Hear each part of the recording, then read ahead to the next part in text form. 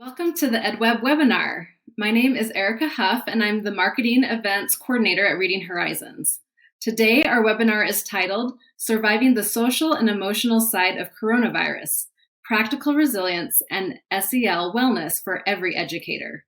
We are so pleased to welcome Dr. William Blake and Shantell Berrett Blake today, who are our featured presenters. There has been such a huge response surrounding this topic, and we're excited to get right into it. On behalf of the whole team at Reading Horizons, we are grateful to bring you information about such an important topic. In case you aren't familiar with us, Reading Horizons provides instructional materials, technology tools, and professional learning that empowers educators to implement the science of reading for foundational reading skills in the classroom and virtual settings. Like you, we've discovered that social, emotional well-being and resilience are critical for students and teachers' success so they can benefit from quality instruction. Today, we are excited to have Dr. William Blake, CEO of Meducos Health Institute, and Shantell Berrett Blake, Director of Professional Services at Reading Horizons, to discuss some key strategies for increasing your stress resilience, both in and outside of the classroom. Dr. Blake will cover what stress is, how we physically respond to stress, and how you can keep your physical responses in balance to maintain a healthy baseline. Shantell will cover routines and resources that help teachers reduce stress as they adapt to virtual instruction and implement new initiatives. And with that, I will turn the time over to Dr. Blake. Oh, well, thank you very much, Erica, and thank you to Reading Horizons for sponsoring this. I'm really looking forward to the opportunity. And hello, friends from all over the country, and we even have some from outside the U.S. I really am excited about this opportunity today to talk to you about something that is kind of combining a number of things that have kind of culminated in my career, both as a physician and also someone who comes from a background of with a lot of people in the field of education. So I'm extremely excited to be here with all the challenges that we've been facing this past year. It's good to see organizations and individuals step up to provide support for especially for teachers. It seems like teachers are the last to be heard. They're the last to be recognized, and we just kind of just dump everything on. And I see that as a parent. I see that as a family member of teachers, and I hope that we can help you out today and move forward with some hope going into the future. Well, and let's get started. So my goal today is that if nothing else, that you leave with a few things. The first is just to be able to increase your confidence in your personal ability to be able to combat stress. That's going to be your most important tool. Hopefully we'll show you what some other tools can, but we want you to know that you can do this. There are things that you can do, very, very simple things that you can do to be able to build some resilience in your life. And that's the second thing, is we want to actually build some resilience even just today and hopefully give you a direction going forward. And then lastly, we want to make it as easy as possible. If this is hard to do, then it's not going to be able to be something that's just going to get thrown on and added on your plate. We know you don't just need one more thing to do. We prefer to remove things from your plate, and rather than just pile things on. And so we're gonna make this as easy as we can to be able to build some resilience in your life. So the problem facing us, there was a report from Penn State and the Robert Wood Johnson Foundation that set out to determine the effects of stress on teachers and students. And in that study, they found that 46% of teachers reported high daily stress that compromised their health, sleep, quality of life, and teaching performance. Does this sound familiar? Write down in the chat if this is something that you've also experienced, if there's a particular something that's affected your personal quality of life, even if just answer with a yes. I appreciate because we want to be here and we want to hear you. We want to listen to your personal concerns so that we can be better able and better equipped to be able to help you with some of the problems.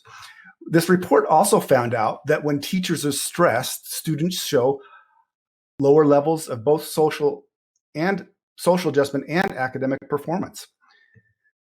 Now, the problem is that this particular report was published in 2016. Now, we all know what's happened since 2016. And just 2 months ago, there was a report that showed that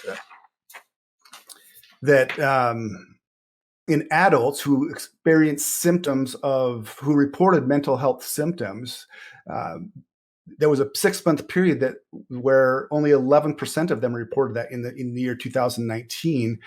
Just 2 months ago, in the month of January, that number jumped to 41%, and that's consistent with what we're seeing as well.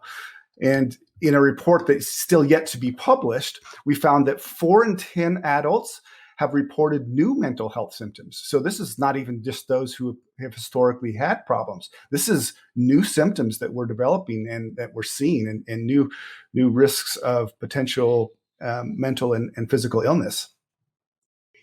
And because we've never seen levels of stress and exhaustion like we have this past year, these are some of your peers who chose to leave the teaching profession because the burnout and the stress was just too much for them. Again, in the chat, do you know somebody who's left or who's considered leaving the profession because of the stresses and the challenges that have been placed on you? So, I just see a mountain full of yeses coming along. Yes, yes, yes. Your experience is not unique. It's rampant through every location that we've surveyed. So the Penn State report summarized the stress on teachers that stress causes impaired teacher physical and impaired teacher mental health. And it also causes poor teacher performance. We see lower student outcomes. We see high teacher turnover rate, which lowers student achievement. It actually even costs the educational system $7.3 billion a year, and it causes increased inequities in education. But there is some good news from that report, that we also see that interventions on the organizational and even individual level, or those that reach both, can reduce stress. So what we're doing today is trying to help with that, is we're trying to meet you on an individual level to be able to help reduce teacher stress. The other good news is that programs for mentoring workplace wellness and social emotional wellness programs, they are proven to improve teacher well-being and student outcomes. So why are we here? Because we can make it better, and we can make a difference. We know that if we do nothing, it's just going to get worse, and we can't do that because we rely on teachers. We rely on you to be able to teach our children, and we're so thankful for what you do. So let's see what we can do today to be able to help make that difference. So we're going to start with a simple clip, and this clip, we're going to ask you to take a simple breathing exercise with me. You'll be breathing in through the nose for 60 seconds, breathing use the diaphragm, and we'll just do a slow and smooth breath. So if you can please play clip number 1, we'll proceed with this exercise with me now.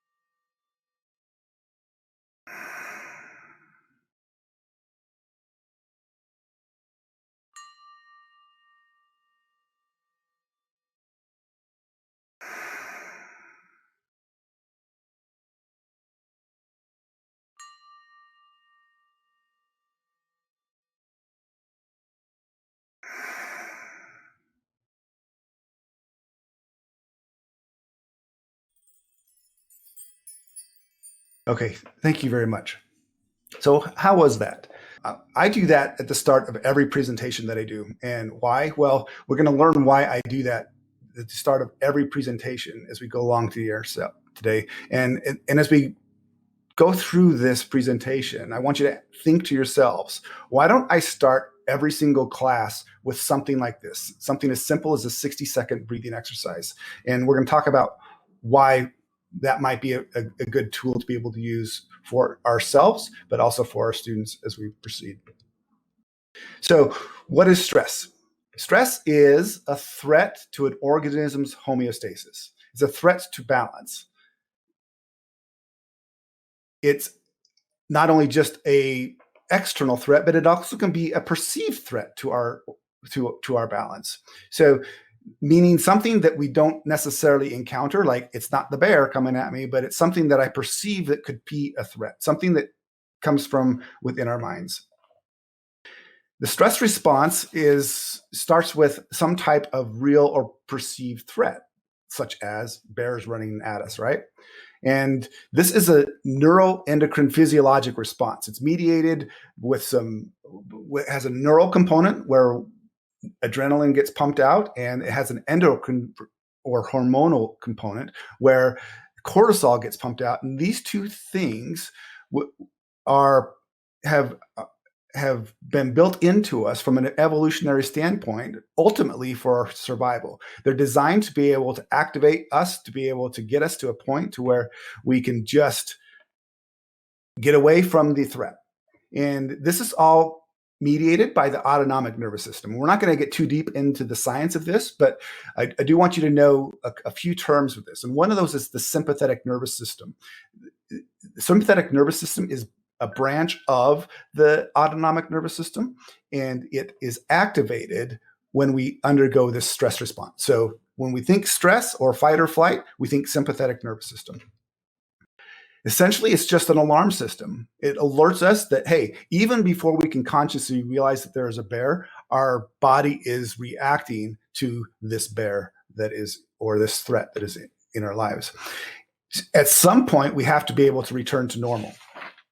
And if we don't return to normal, we just remain in this hyper aware or this hyper stressed state. And that return to normal is mediated also by the autonomic nervous system, but the branch of the autonomic nervous system that mediates it is the parasympathetic nervous system. So that's our recovery. That's our return to normal. And that's how we can that's the balance that we're looking at for here. And we're going to talk about why that's important as we move forward. So what is stress resilience? Well, stress resilience is just the capacity to recover quickly. If you can think of a trampoline, it's a good example of stress resilience, where the trampoline is put under threat or under stress, where it deforms, and then it comes back to normal very, very quickly. So that's a perfect example of stress resilience. And in an acutely stressful situation, we become unbalanced by the sympathetic nervous system, or this fight or flight stress response. And then once the threat is gone, we return back to normal because this parasympathetic response, the parasympathetic nervous system is activated, we recover, and we return to normal. That's how it's supposed to be. Is in an acute stressful situation, we will always return to our normal baseline. Now, the problem is that in some situations, we can remain unbalanced. If we have continued fight or flight or a continued activation of the stress response, and we don't have a healthy parasympathetic response, then we can see that we can just have acute stress build and build and build. And what will happen is that chronic stress is a result of having the adrenaline and the cortisol just present in our body systems physiologically. So adrenaline and cortisol, they're there to help us to be able to activate our muscles. We don't need to be able to digest our food when we're running from a bear. And so it's all a part of doing what we need to be able to survive. And that's why we see an increased heart rate. It's a direct effect of adrenaline and cortisol. That's why we see increased blood pressure temporarily, because that's those chemicals will cause that in our body physiologically. Now you can see that over time, if we're continually exposed to those those chemicals, that the physical effects can really affect us. Because if we continue to have increased blood pressure in the short term, it can develop some chronic hypertension. Or if we have increased glucose or increased sugar production, because that we need that glucose to be able to help us to run away. If we're chronically exposed to that, then that can help lead to something like diabetes. So that's why we get concerned about chronic stress, is because the physiology of this can lead to a number of things, and the list is long. Eventually, unchecked, this can lead to exhaustion, reduced performance, and an inability to cope. And this is what we define as burnout, which many of you may be experiencing. And we know that it's being experienced not just in the educational field, but also in healthcare. Once you reach that tipping point, we end up getting to a point where we can have severe effects physiologically. So how then do we build stress resilience? What are you commonly told? What is it that if you could think of the things that people say to stress, because it's one of the most common things that we'll see, but do any of these things sound familiar? Just, hey, avoid stress, or just relax, like get some better sleep. Like, have you ever just been heard that? I see some of the things that we're saying in this, but quite frequently when we say that, it just causes more stress because it's just additional things that we must do. And so if we really look at how to build stress resilience, one of the things that I've done currently in some of my current work is that I've created a resilience program, and I've adapted that program specifically for teachers. And we're going to talk a lot about that, to some of the information from that today. And this is available to each of you thanks to Reading Horizons and their personal concern for the social and emotional wellness of teachers. So you'll be given a web link at the end of today's webinar that will help you to be able to download this if this is something that's of interest to you. So why do we need to focus on this stress resilience? Well, we can't control the outside world. We can't control the pandemic. We can't control the environment that our kids are coming in. We can't control their home environments. We can only control what we do ourselves. Just like I couldn't control who was going to get shot in the leg and come into my emergency room, but I could control how I prepared myself to face that challenge when I did arrive. And that's what we want to be able to do with you, is we want to be able to help prepare you so that you can better meet the challenge, and so that you can have that situation so that it's allows you to be more prepared, so that when the outside world throws something at you, you'll be more prepared to meet it.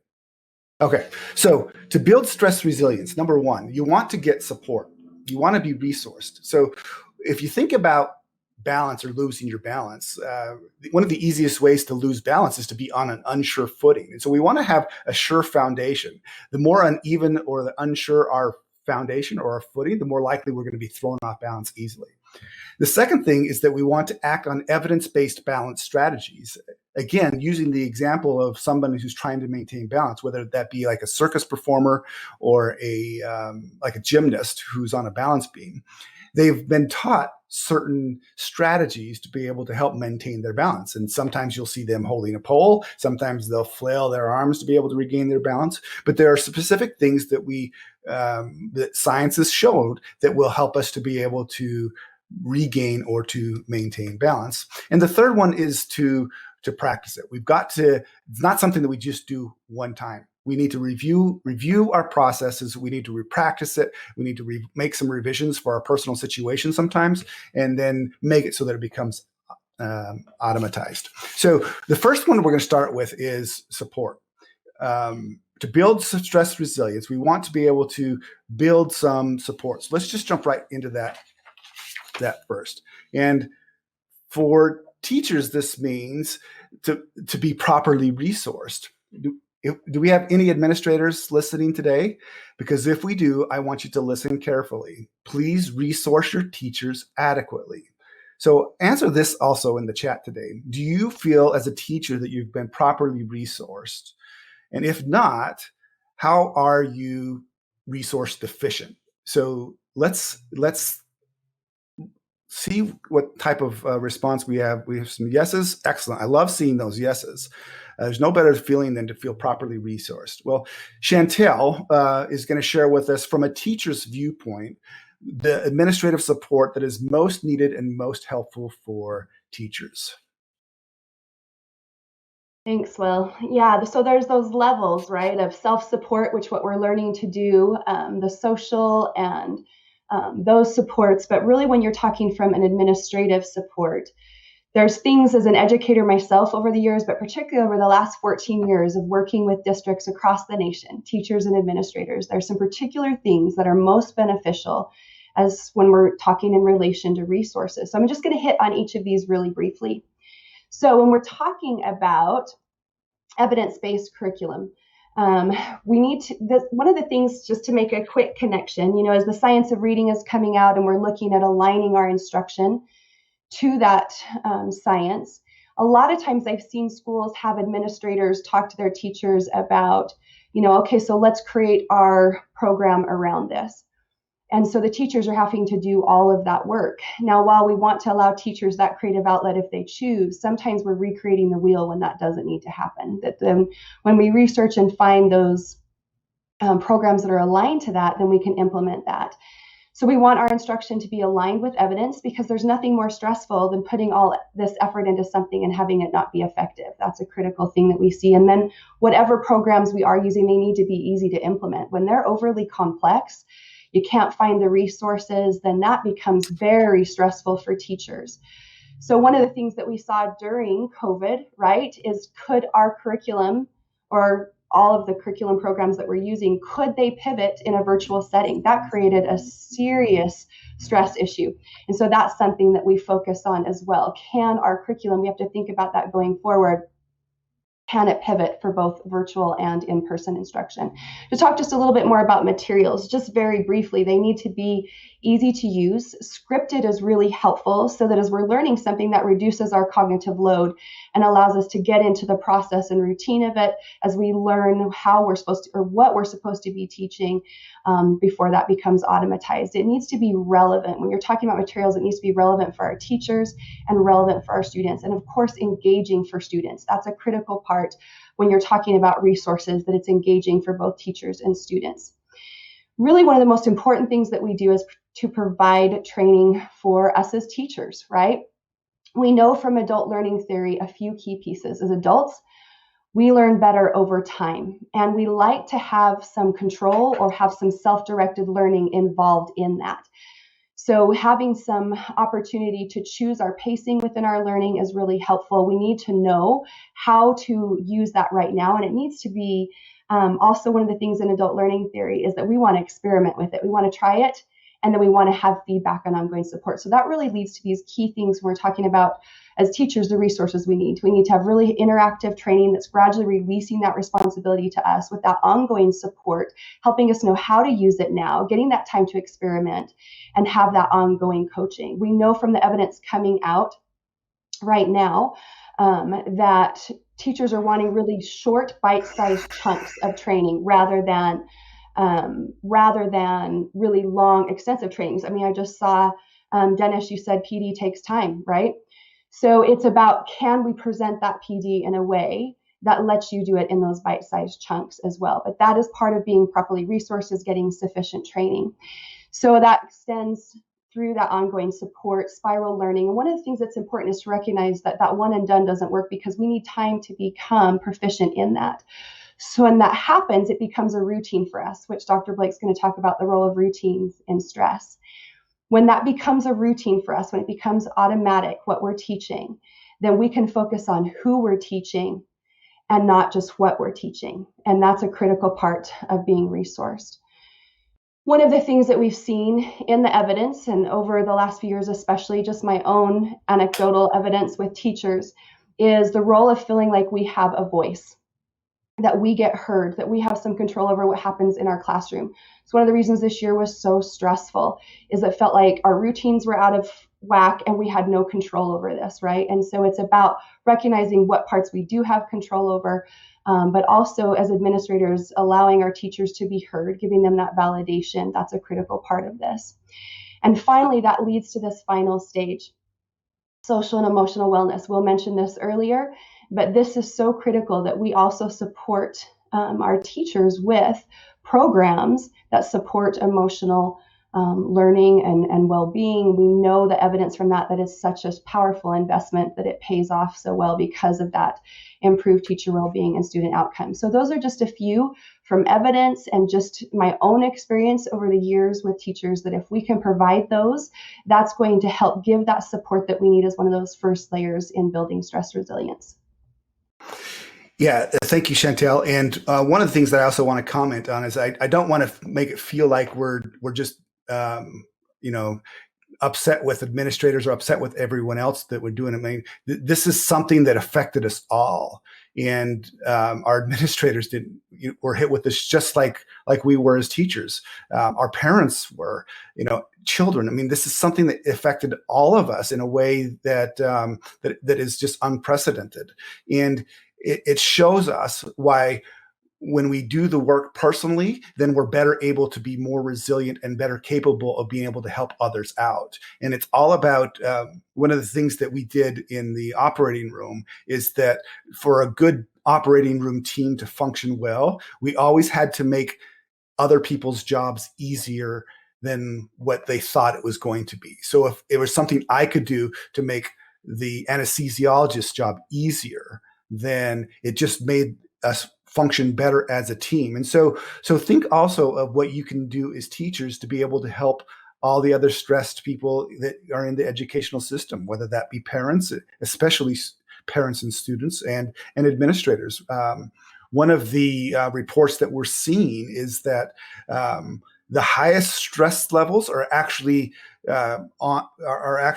showing up in the people who manage the essential workers, because they've never been faced with so much pressure from the people that they manage, and that holds true also with our administrators. So it requires that we all do a little bit of work in this process. So the second thing that we do to build stress resilience is to use these evidence-based balance strategies like we talked about. And one of those is dealing with the perceived threat. So if we remember from the beginning that stress is a response to a threat or a perceived threat, well, what actually is the real situation is that more than half of our stressful events are from perceived events. So take the example of like flying on an airplane. Do we have anybody here who's afraid of flying, or has some other type of anxious feelings about something that makes them really stressful? Well, if you do, then what you'll see is that you start getting stress even before the event. So right when somebody books an airline ticket, if they get stressed out about flying, what they'll see is that they start feeling stressed right at the time of booking the ticket. And the airline flight may not be till 3 weeks away. And so this is one of the things that we have to really, really address is how do we deal with these perceived threats? How do we change perceptions to be able to do that? And Shantell is going to talk a little bit about one of the techniques that we can use for that being cognitive behavioral therapy techniques to be able to help us to be able to change perceptions to increase our ability to be resilient in the moment. Awesome. Thanks, Willie. Yeah, this is such a powerful approach to doing that. So cognitive behavioral therapy was actually pioneered by Aaron Beck in the 1960s. He was actually practicing psychiatry at the time, and he was researching depression. And he was really focusing on the fact that really we were focusing more on the past rather than our beliefs currently about how we were handling the events. So really the CBT model assures that it really is assuming that, or it's presenting the idea that our emotions and our thoughts are a result of our perception of an event, not the event itself. I mean, just case in point, that, kind of that example that Will gave. So what was further built upon to explain this is what's identified as the ABC model. Albert Ellis proposed this, where what we assume is that the event yields the consequence. For example, if We're driving in crazy traffic and someone cuts us off. And immediately we're angry, we're upset, we're frustrated. We may even take some actions that aren't the best. We assume that because that person cut us off, I feel this way, and I'm reacting this way. A equals C. There's really something in between there that is resulting in our feelings and our behaviors, which is the B. A plus B equals C. So it's the activating event plus our beliefs, which incorporates our perceptions, our assumptions, that leads to the consequence. So becoming aware of the fact that what we believe or our perceptions or how we're feeling in that story is really what's affecting our emotions and our behaviors. That's really what CBT is based on, and this model helps explain it and what to do about it. So for example, based on that experience, I could start to look at, what was I thinking at the time? What assumptions were I making? We are meaning makers. We want to create that story. And so we only get ever in any situation, pieces of the story, never all of it. We fill it in with our assumptions based on our current level of beliefs. And so what happens is then and oftentimes we do that from maybe a pessimistic view, judgmental view that leads to really negative emotions and behaviors. So Albert Ellis actually added to that ABC model and made it ABCDE, where we add a dispute level where we actually challenge those thoughts and perceptions. So first, we come in and we're aware that, I'm feeling this way, but it's not just because of this event. It's not just because this happened or this person did this thing. It's my beliefs about that is involved in what I'm experiencing. And that part we have control over. And that's the exciting part of this. So when we come into that belief setting, becoming aware first, but part of this approach is that then we can challenge those in that dispute section, especially if they're more irrational. So part of that in that process is that we actually accept the rational beliefs and then challenge or dispute those irrational beliefs. And then we start to reframe those, ask ourselves questions like, are my thoughts irrational? Are they based in truth? Are there parts of this story that I'm missing that maybe I'm not aware of? One of the things that we tend to do is link it to what Martin Seligman has identified as the 3 Ps of pessimism: personalization, pervasiveness, and permanence. I'm going to talk about those a little bit more at the end. But, am I anchoring this to myself? It's all my fault. It's affecting every part of my life, and this is going to be that way forever. So that's another part that we're going to look at. We're actually going to take you through very quickly that this process to help you rapidly reframe so that you can check that perception, that emotion. When you feel yourself especially experiencing like a negative emotion, then you can start to become aware of those thoughts, and this will help you begin that reframing process. So I want you to all be thinking about, yes, what else could be true about this situation? Thank you, Erica. Considering that different story.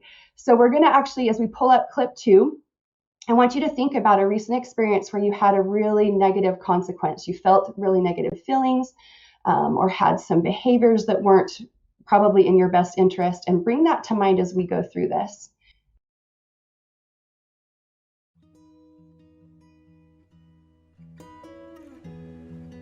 Stop. Objectively observe the event.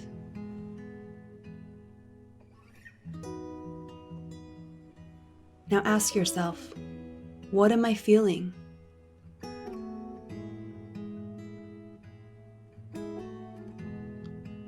And what am I thinking?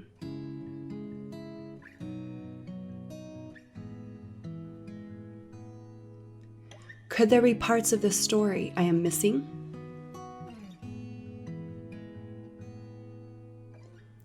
Am I applying personalization, pervasiveness, or permanence? How can I look at this in a more positive way?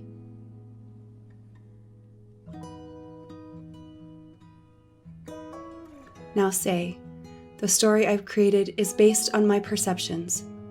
I recognize that I don't have all the information in this story. I choose to reframe my perceptions in a way that benefits my overall well-being.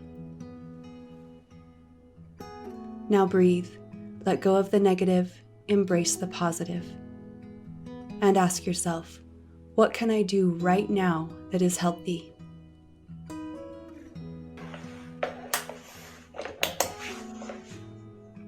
Well done.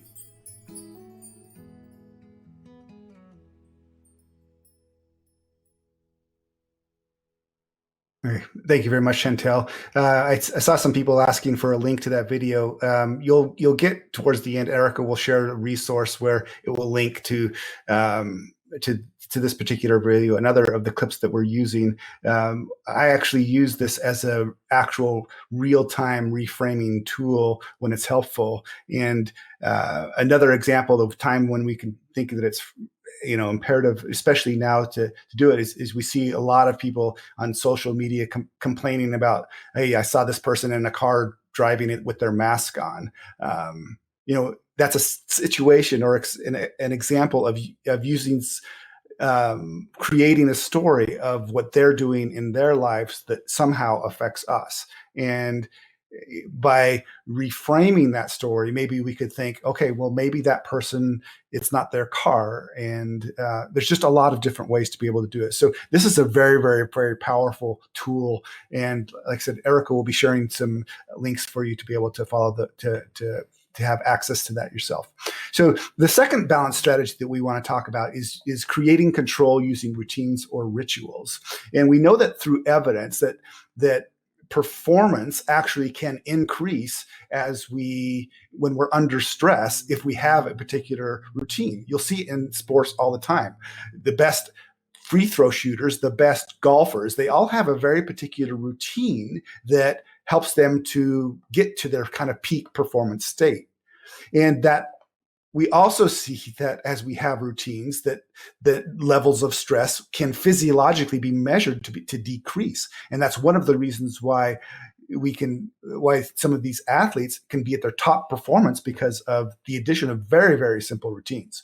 And why routines? Because they create control. They give the brain some type of structure, and our brain wants to predictability. It seeks for these patterns, and it thrives on those things.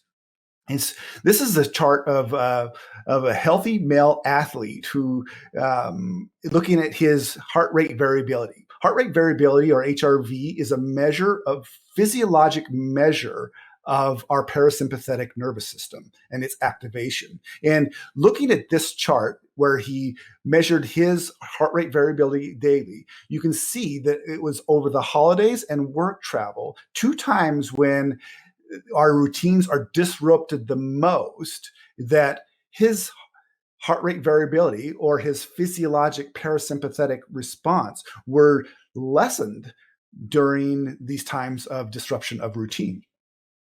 So if we look at effective routine characteristics, we want them to be very simple and practical. It shouldn't be something that's overly complex, but having some type of a symbolic meaning, if we can put some type of mindfulness, changes that from a routine kind of to a ritual. And science also shows us that just by that mere fact of having something of meaningful attached to that now we can become more relaxed. We can become activate that parasympathetic nervous system by doing so. We want our routines to include parasympathetic activators. So, for example, the breathing exercise that we did right at the very beginning, it included a number of parasympathetic activators. And you didn't even know it. There's deep diaphragmatic breathing activates the parasympathetic nervous system. Slowing down the breathing or breathing at a resonant frequency. There's a reason why we did that with just 6 breaths in 60 seconds. Those are all things that physiologically help us to recover from potential stressful situations. We want to include as many different senses as possible and activate both sides of the brain as we're doing it. It helps kind of build those routines in our minds, whether that be some type of physical action, vocalization, like a mantra or just particular words, or even visualization will help. And then, of course, to make them most effective, we have to automatize them. We need to practice them in low stress situations so that when we get to the stressful situation, that it decreases our ability. And there's all sorts of different types of routines that we can incorporate. These are some of the types of examples that I've incorporated into my life. Some of them can be longer. some of them can be very, very short, even just one or two actions or behaviors. This is an example of pre-testing stress release relaxation that we're going to go show brief clips. This is clip number 3. This is something that you can use directly in the classroom. And this is just it broken out because it's about 2.5 minutes long. But if you can play this, this will show you a part of a type of test of relaxation routine that you can use even in the classroom with your students that incorporates some of these parasympathetic activators. And we'll, as we play this, we'll talk about that a little bit. So this routine is something that can be seen on an iPad or on a phone or even presented in front, but it goes through a number of different parasympathetic activating techniques, such as progressive muscle relaxation.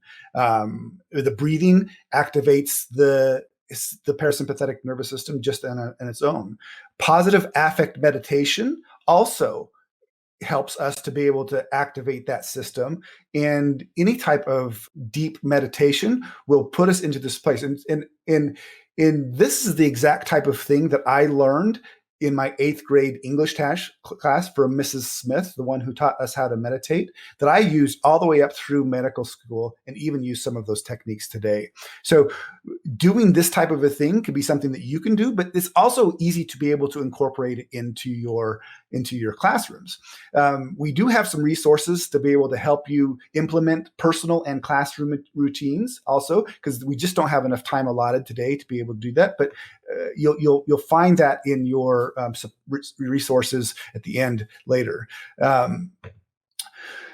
The third balance strategy that we want to do is to we've already mentioned it, is to employ parasympathetic nervous system activating techniques. So if you recall back to the physiology of this, is a healthy parasympathetic response actually encourages recovery. That's how we recover, is that activation. And that's what builds our resilience. So if we can find things that do it, that are very, very simple. The 6 breaths in 60 seconds breathing exercise that we used at the beginning, I do this 5 or 6 times a day. And I do it sometimes with guidance. Sometimes I do it just even when I'm driving. It's so simple. And it's easy to start, and just by having some type of an alert to use that will build that resistance so that we can be better able to be prepared to meet the challenges before. Other parasympathetic activating techniques are listed here, and the list goes on, but cold water immersion is one of those that's becoming more talked about. We know that laughing has an effect on it. Humming and singing, the vagus nerve that controls the parasympathetic response is right next to our voice box. And so we've linked the humming and singing to actual activation of that nerve to be able to measurably decrease our levels of cortisol. And finally, to build stress resilience, we've got to practice. It's not something that can just be done in the moment. We've got to be able to practice it. Everybody's individualized and it may apply a little bit differently. And so we go back and we revise it a little bit. And this is how we lower our stress baseline. And if we can keep a low stress baseline, it lessens the chances that something that comes into our environment in the day is going to tip us over into that extremely stressful state.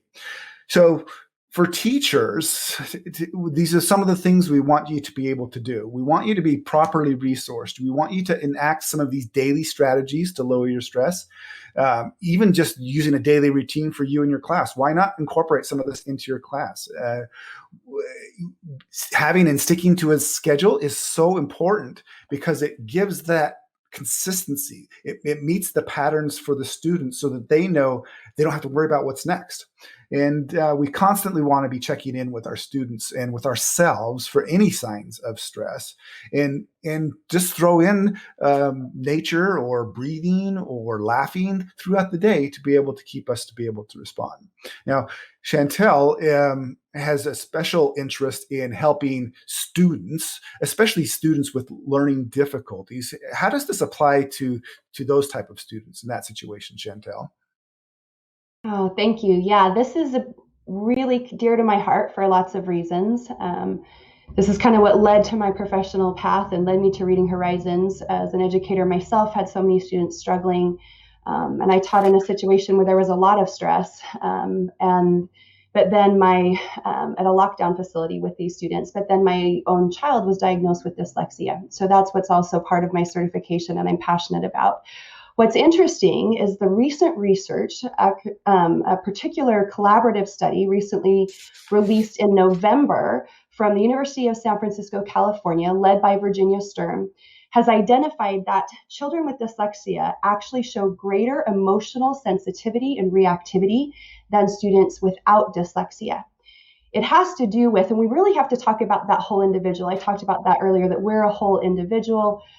We need to recognize all the resources that we need for ourselves on that emotional end. Well, we have to look at that for our students that struggle, that there's more to the story than just the part that they struggle. There's strengths there, one of which they found because of that lower activation in the language center in the left hemisphere, they're finding an overactivation in the right emotional brain. So that can be good, that they're sensitive to emotions. It can create an awareness socially that can be helpful, but it also puts them at particular risk for anxiety and depression. And that's one of the biggest things that they're looking at right now. So we have to be mindful of that for our students, that our students who struggle are going to experience those heightened emotions and higher levels of stress. One of my favorite approaches to talk about our reaction to stress is from Grace LeConte. She's a strategic risk expert that talks about there's really 4 responses to fear. First, when we've talked about 2 of them, Will talked about those for the fight or flight. We know those. That gives us some element of control. I'm either going to fight and attack, or I'm going to run away and I'm going to flee. And those students who struggle, they want to do both of those. The third option happens when they don't feel like they have any control. And you can see this with yourself and with your students, right? And when I feel like I can't do anything about what's happening, that stress is too much, I just shut down. I freeze. And we see that with our students to a really negative affect that I'll talk about. There is a fourth option that's the facing of that stress. The only way we can actually face stress is if we have strategies or tools to do that, period. A lot of you have shared a lot of great ones in the chat. To be open to those that are evidence-based to help us face that. Students need tools, effective tools to handle the reading difficulties. We have to make sure what we're doing is effective, and we have to help provide those tools too to handle that emotional piece. If they just keep experiencing stress and they don't have tools to face it, they will continually end up in that freeze mode. What happens there is we can develop as humans what's called learned helplessness. When we experience stress over and over and we can't do anything about it or avoid it, we go into that learned helplessness, which shifts us from a perspective of optimism to pessimism. All of a sudden, you talk about perspective, everything is through that lens of everything's happening to me, there's nothing I can do about it. And this is what those students that struggle are particularly likely to do. And that's where it goes into those 3 P's of pessimism that Martin Seligman identified, kind of the pioneer father of positive psychology, that we have to check when we're struggling. Am I personalizing this? Those students who struggle, this is my fault. I'm broken. I'm terrible at everything, that pervasiveness, and this is going to be what my life is like for the rest of my life. And so we can start to check that for our students. And what's so great, not to add things for you to do, but the very things that help you build that stress resilience help your students. You modeling it, you doing it for yourself first and modeling it, especially part of this is helping move from pessimism to optimism, is moving into that growth mindset. Modeling that as well becomes incredibly powerful. And one of the key things is we learn this to know that when you start to implement this, I love that. Yes, the power of yet, my favorite thing on growth mindset. When we start to do this though and model for our students, if we take this time to do this for ourselves, you are doing that for your students. Because if you are better equipped emotionally and you can show up better and model that for your students, it's one of the greatest gifts you're going to be able to give them. Thank you. And as we wind up today, I recognize that we've just kind of scratched the surface. It's very difficult to be able to do an all-encompassing work on this. I want to ask you a couple of questions as we close. What would make it easier for you personally to stay in balance? And what do you personally need? What resources do you need to be able to help you do that? And I want you to know that that Reading Horizons and myself, we are dedicated to being able to help answer those questions for you. So please reach out for support in any way that we can. We're here for you. We see the struggle, and we're offering that first part of building resilience. We're offering that to you, the support that you need as you help build your resilience. And that leaves the question, where do we go from here? Well, get properly resourced. If not from us, then from other resources that you have personally, that you have access to. Make sure that you do something for yourself. It starts with you. It's like Shantell said, like the evidence shows that if we can address the teacher's stress, that translates into better classroom outcomes. So be a little bit selfish and do something for yourself. We do want you to advocate for the students, but the best way to advocate for them is to advocate for you. And really, how do you start? How do you, if it's so overwhelming, just start with something like we talked about right at the very beginning. Just 60 seconds of breathing. Just focus on something very, very simple that you can do. And even just a daily habit of breathing exercise that takes 60 seconds is going to see immeasurable result over the long term. Erica, thank you very much for having us here today. We appreciate all that Reading Horizons has done for their support of teachers, and we'll turn the time back over to you.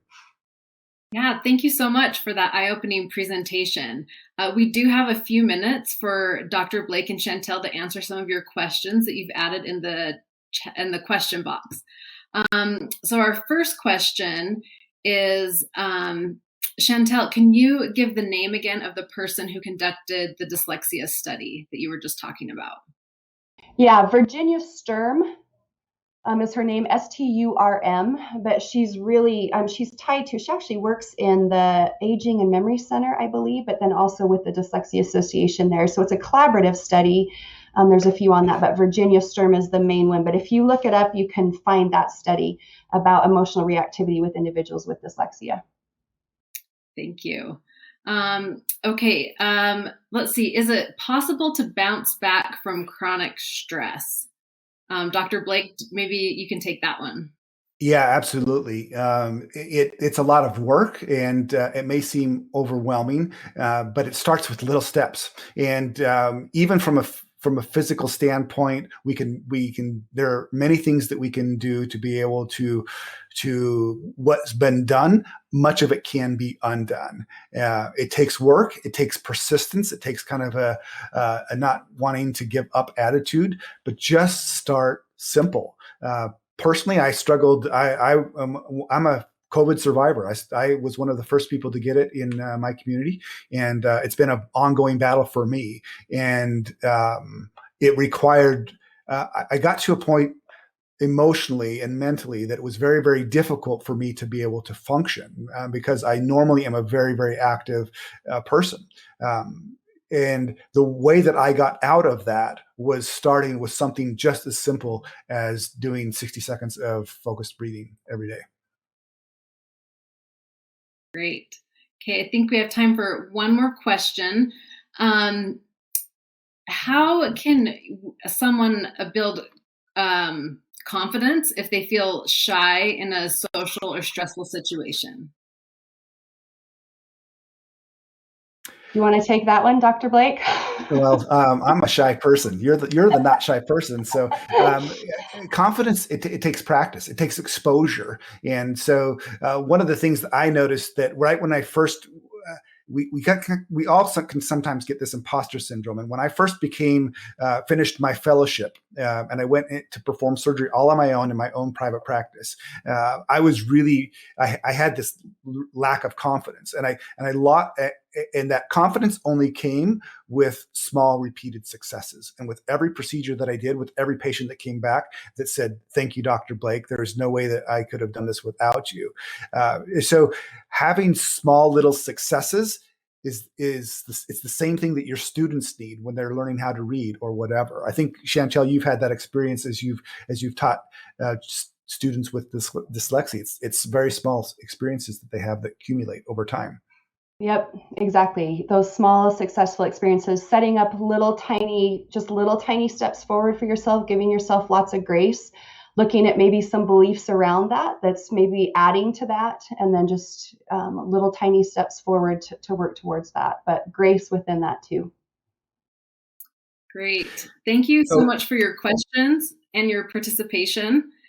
Before we close, the team here at Reading Horizons is thrilled that we have been able to partner with Dr. William Blake about this important topic to bring to the EdWeb community. And Reading Horizons has been serving educators and students for 30 years, providing instructional materials, technology tools, and professional learning to empower educators to implement the science of reading and to build students' foundational reading skills in the classroom and virtual setting. If you're interested in learning more, in the chat, I'm going to share Dr. Blake's website, meducos.com/educators. That is a great place to go to get the videos that you saw in the presentation and a lot of the downloads. You can also contact us at Reading Horizons, and we would love to put you in touch with a representative.